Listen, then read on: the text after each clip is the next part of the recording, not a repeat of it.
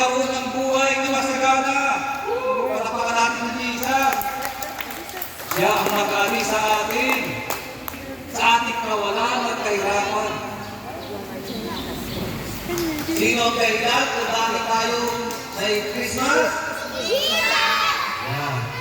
Ang iba, nakakalimutan na. Ang dahilan kung bakit tayo nagsisipit. Kaya na lang, bumili ka siguro ng buhay.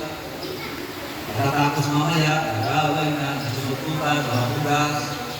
Kasi, iba nga ang siniselebrate na Pasko si Satanas. Kasi ikaw man.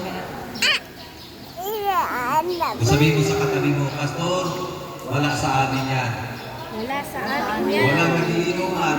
Walang nagiinuman. Walang nagbubugbugan. Walang nagbubugbugan.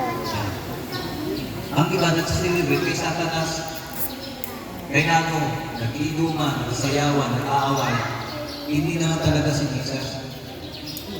Kung bakit tayo nagsaya, nag-Christmas, maging masaya dahil kay Jesus. Isinila ngayon si Jesus. Malaking kaganapan sa mundo. Masaya ang mundo.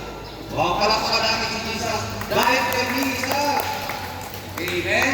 Amen. Siya ang malaking regalo ni Father.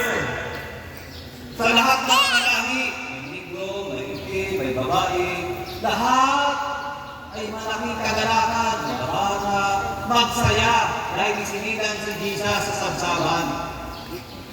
Opo, anong sabi sa verse 11? Isinilang